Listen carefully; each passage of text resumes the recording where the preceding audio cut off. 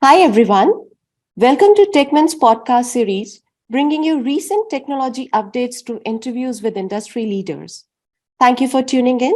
We appreciate your listening to our show today. This week, we are talking about the impact of technology in healthcare. I'm Natishri Gupta, your host, and I'm really pleased to have Jamey Edwards on the show with me. Welcome to the show, Jamey. I'm so happy to have you. Thank you for joining us. Natishri, it's great to be here with you. Thank you so much for having me. Great. I'm super excited to be hosting this show today because what you are doing in your field is potentially game changing. And just to give you all a better idea, let me run you through his profile. Jamey is a serial health entrepreneur with over 25 years of experience in building successful companies, having led transactions worth $10 billion. He's an advisor, mentor, and coach to entrepreneurs nationwide. He is a recognized thought leader in the field of digital health and entrepreneurship. He has been a featured speaker and a panelist at HIMSS, SoCal Bio, Startup Health, Cornell Tech, and AICPA, among others. Currently, Jamey is the Chief Platform Officer at Startup Health, which was founded in 2011 to invest in promising entrepreneurs. Wow, that looks really amazing, Jamey. But before moving on, can you talk to us a little bit about what is it being a chief platform officer and what is Startup Health all about? Sure. Startup Health is probably the largest digital health innovation ecosystem in the world. We've invested in over 430 companies since inception. And currently, we are structured around health moonshots. The main goal of Startup Health and the main mission was to solve the world's greatest health challenges. And the way that we chose to do that is we really believe in founders and we believe in entrepreneurship. And so we wanted to place a bet on those founders. And so we created a community-driven learning program where those founders could come, realize they're not alone, be seen, be heard, give us the opportunity to amplify their great stories to all of the networks that we've been able to create over the last 15 years and create what is a really supportive environment for our founders. We call our founders health transformers, and we have a specific curriculum that we've developed here, and we've just launched what we call Health Transformer University, which is a place where these founders can come, get educated, team up with other founders around specific missions. For us, as I mentioned before, those missions are moonshots, and we have a broad variety of different moonshots that we're currently pursuing as an organization and as a community. We have 15 plus moonshots right now that are active, ranging from things like reducing the cost of care to zero, increasing access to care, to our most recent moonshots, which are type 1 diabetes, health equity, and again, Alzheimer's. And so, those moonshots are at the crux of what we really believe, which is that if you team up with a community of people, because it takes a village to change healthcare for the better. And we wanted to set up that village and bring together the world's best founders, the world's best innovators, and the world's best funders of healthcare innovation into one platform. And that platform is Startup Health. Wow, amazing. Such an interesting organization. We would love to deep dive on this. Looking at your impressive background, I'm sure there's a lot to learn from you. May I request my audience to sit back, relax, and get ready to learn something new from this fantastic guest here. Starting up, Jamey, as we all know, there have been pandemics in human history in the past, but this is the very first pandemic where people had access to online digital technologies, which enabled, say, working online or schooling online, shopping grocery online, and above all, seeing the doctor online. Pandemic surely has changed the way we work and the way we access healthcare. With all this in mind, Jamey, we would like to ask you, in what ways has the pandemic accelerated the adoption of technology in healthcare? Natishri, it's such a great question. The fact of the matter is that healthcare typically has lagged other industries in terms of implementing a lot of the things that we take for granted in finance or e-commerce. In healthcare, there's a generally risk-averse culture. we all know the system needs to change and needs to get better. But because lives are on the line, because it's highly regulated, because it's become so expensive and there's a lot of revenue at stake, it's just become, averse to change. And, one of the ways that we see that change happening is obviously by betting on founders. But during COVID, if you take a look at investment in digital health as an example, there was a time pre-COVID and a time post-COVID. And during COVID, we saw investment in digital health balloon to over $40 billion. In 2021, that number dropped in 2022 back down to around 23 billion. And this is based on Startup Health Insights data. We actually track the industry and use that data to monitor what the industry is doing. So there was a huge amount of investment in these technologies that helped people handle what was a scary environment at the time, which was going into the hospital. There was a lot of fear. No one understood the implications of COVID, how it was spread, the contagion pattern, or anything of that nature. And so people forewent care or needed to find another way to get that care. And that care was then delivered via telemedicine. And so we saw this big, huge accelerated adoption of telemedicine platforms. And I think, Najishri, we can all agree that, healthcare having a digital front door makes sense. And that having to show up for a doctor's appointment and sit in a waiting room for 30 minutes to an hour to wait to see your physician typically isn't the best experience. And if technology can help decompress the healthcare system, meet patients where they are and create a better experience, then we should be implementing and doing those things. So during COVID, we saw the relaxation, especially here in the States, of a lot of the regulations that made telemedicine a challenge. And so we saw its broad adoption. People realized that it, in fact, was a very workable solution that provided a great experience that in many instances and environments was equal to being in person in terms of healthcare and getting a prescription or being diagnosed. And while the gold standard in the industry is very much still being seen in person, the fact of the matter is that telemedicine can serve as a great front door to help patients wayfind and navigate to the right level of care at the right time. And, that's important for the industry. It created a lot of cost efficiencies. It helped make healthcare more affordable, more accessible, but it also came with its challenges. We realized that digital health in many ways would mimic, because we built the digital health platforms to emulate real life environments. So then if we were doing that, we might have built bias into the system. We might have built certain challenges into the system because that's how we did things when we were in person, that instead we could have almost like engineered out of the process. And so now what we're seeing in digital health is a second wave of implementations and innovation around creating a more equitable experience. And it was interesting because pre-COVID, I was running actually a health equity solutions company called Cloudbreak Health. Brought language interpreters to the point of care for limited English proficiency to deaf patients so that everyone in a healthcare environment could speak their own language. But pre-COVID, not a lot of people were taking note of services like that. COVID really exposed the underbelly of the healthcare system and all of its seams. And now every major healthcare institution has a health equity initiative. And it's really great to see that type of progress being made, the advent now of AI being used more frequently. There's just a lot of really wonderful technologies that are out there that can help us make better decisions and provide better care environments and meet patients where they are. That's really interesting. You spoke about how COVID exposed the underbelly of healthcare systems. I've got something to add on to that.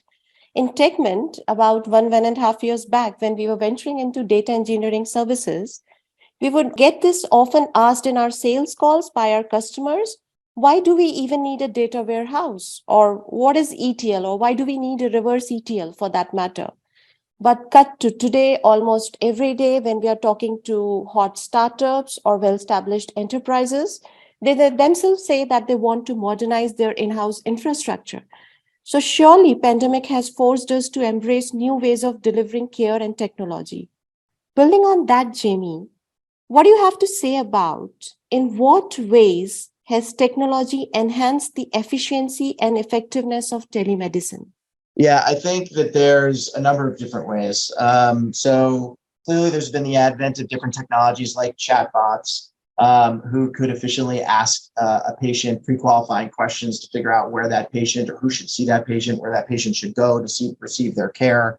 But really what it's about is creating a better overall experience for the patient, where the patient isn't wasting time or being in anxiety-prone environments while they're waiting to actually receive that care. If you take a look in the United States at organizations like Kaiser or the VA, even before COVID, they were doing over 50% of their visits using telemedicine, and they controlled that patient experience end to end. So what does it tell you? It tells you that if you have the opportunity to really create what is a better system, that telemedicine is a more efficient and equally quality way to guide patients to the right level of care, or see their lower acuity use cases, or follow up with them post-discharge, as the case may be in many environments. I think that when you take a look at the fact that the VA had done a study and basically said that telemedicine had saved them 3 or 4% of their overall costs in what is a multi-billion-dollar environment, because they reimburse patients for their travel to and from their visits, and being able to save those travel costs, being able to increase compliance of the patients actually showing up for their visits because they don't need to travel, they don't need to park, they don't need to find a babysitter to take care of their child or someone who they're a caregiver for, all creates what is a better, more efficient, higher quality, most importantly, more accessible system for the patient. Sure. Telemedicine is a great example, I'm sure, of how technology is improving access to care, no matter it's expected to boom to a $130 billion industry in 2025. Surely it's doing a great service to the society by reducing the overall costs of care, as you spoke about a little while ago, improving contact between physicians and far-off patients, promoting better connectivity, and saving on time. So there are no two ways about it. No, definitely agree with that. And, when you take a look, I think there was a recent McKinsey article from last year that basically said there's actually $250 billion of digital transformation opportunities available just in the US healthcare system alone. So you think about that on a global basis, and you realize there's just a ton of opportunity to make the system more efficient, more patient-centered, and actually more provider-centric as well. Everyone talks about being patient-centric. That's critically important. But we need to understand that these doctors and the clinical teams are constantly being challenged to work in harder and harder environments, see more patients, make less money, and see the patients more quickly. And it's creating what is a very rushed experience at the point of care. So any technology, and that was the main mission of what we were doing when I was at Cloudbreak, we could put at the fingertips of physicians to restore the joy of calling back to medicine on a global basis is something that I personally would welcome. That's really interesting. Would you want to talk to us about how can the organizations optimize technology integration in systems and workflows to improve the overall patient care? Yeah, well, I think when you take a look at what hospitals and health systems really want in the United States right now, it's really centered, and I believe this is global too, it's really centered around platforms and not point solutions. So the last thing a hospital or health system needs is yet another device in the halls of their hospital that does only one thing. And so I think the concept of integration is actually really important. And it's also directly related to what's another key topic, which is interoperability. The fact of the matter is that the systems, we frequently have treated patient data as an asset, as opposed to something that the patient owns and the patient can guide. And so the interoperability and the ability for a patient to port their data from one doctor to another, have access to the data themselves and learn how to be a better consumer of their own healthcare data is critically important. And the only way to really achieve that is with new interoperability measures.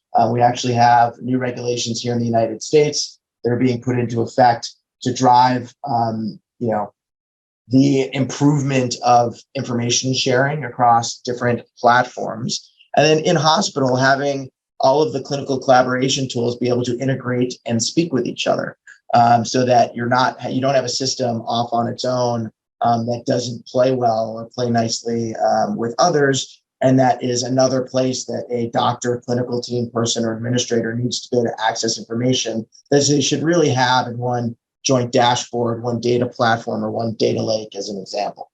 Absolutely. And technology has the greatest impact on, say, patient monitoring, on data analysis and communication. And when it comes to successful technology integration, it requires a great deal of collaborative approach involving all stakeholders like patients, the healthcare providers, the IT professionals for that matter. That's definitely the case. And Najishri, if you look at it, when we were rolling out our platform at CloudBreak, we found it really, really important that we didn't just find one champion in one sector of the hospital and sell our product to them or introduce our solution to them. It was important that we found that we actually led a cross-functional team that included administration, clinical, IT, compliance, so that everybody could jointly make the decision on what was the right platform and what was the right implementation for them. Because more often than not, if you did it any other way, one of those other groups would actually get in the way of the implementation. Oh, clinical said we really need this system, but I'm running IT and I have a new Epic implementation that I'm working on, so I'm not going to be able to get to it for the next year. It's really important that you break down silos between these groups and instead build cross-functional teams that can solve the problem at hand. Absolutely. I totally agree with you on this. Jamey, can you talk to us a little about what new and emerging technologies are poised to revolutionize the healthcare industry? You know, it's hard to ignore the elephant in the room right now, which is artificial intelligence. It seems to be disrupting a ton of different industries. Right now, healthcare has used it as a clinical decision support tool, but obviously with the proponents of ChatGPT in market right now and other solutions like that, it's interesting to me. You know, I take a look at my, what I learned when I was in school, Nitishri, and it was all about like the information we could keep in our head. It was memorization, understanding facts, and being able to pull all that together into a cohesive thought. Well, that moved to how you actually access the information. The Google generation of, do you know how to search for the information that you're looking for and how do you access it? And now that's evolved to, do you know the right prompts to ask an AI so you can actually get that AI to behave in the way that you want and give you the appropriate outcome? So it's interesting to see the evolution of how that has developed over time. So clearly AI is a key point that I think is going to drive a lot of change in healthcare in the coming years. It's still early. So I'm not seeing AI as a replacement to a physician or a clinical worker by any stretch of the imagination, but I do see it as a way for them to complement their work, to make diagnoses more quickly, and as a clinical decision support tool. I think also when, we're obviously seeing the use of a lot more technologies like video and audio technologies, video conferencing, that are disrupting the place-space relationship that we used to have with health systems and redefining what that health system actually is. It used to be that the hospital was the center of where healthcare was provided, and now we're seeing that change pretty dramatically. So I think those two in particular, and the advent finally of remote patient monitoring, the ability to have clinically validated remote patient monitoring in a person's home that doesn't take place in the hospital, but it's giving you all of the great data. I'm actually amazed. I have an Apple Watch on my wrist right now at the level and quality of data that I'm getting off that Apple Watch. There's another company called Circle that has a ring that you can wear on your finger that provides 10 different parameters in terms of data that a physician can use to help diagnose or figure out whether they need to do an intervention or not. So I think AI, telemedicine, and remote patient monitoring are what get me the most excited. Absolutely. Thankfully, technology also grew up along with us. Thanks to the emergence of new technologies that have the potential to revolutionize not just the healthcare, but all industries, so to say. And overall, the future of healthcare looks promising as it continues to adopt and integrate these innovative technologies in days to come. Yeah, I couldn't be more excited or more bullish on healthcare's future and its digital transformation. I still think we're in the early innings of what is a broader digital transformation in healthcare. From where I sit at Startup Health, you can't help but be excited by the challenges that are being worked on by companies in our portfolio. And we have, companies in the portfolio that are unicorns like Devoted Health and City Block Health, down to very innovative new startups that are just getting underway right now. So our portfolio spans obviously hundreds of different companies right now. We're over 300 plus companies that are active in the portfolio across those 15 moonshots I mentioned earlier. And every day I get to work with promising founders who get me incredibly excited about the future of healthcare and their ability to solve its challenges. Absolutely. That was really insightful, Jamey. And this brings us to the end of the session. But before wrapping up, I would like to take a moment to express our sincerest gratitude to Jamey for joining us.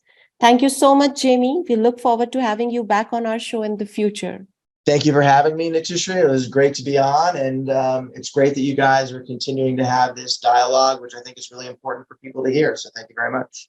Thank you. Thank you, audience, for tuning in. If you have any questions or feedback, please don't hesitate to reach out to us and stay tuned for more interesting insights on technology. Thank you. Bye-bye.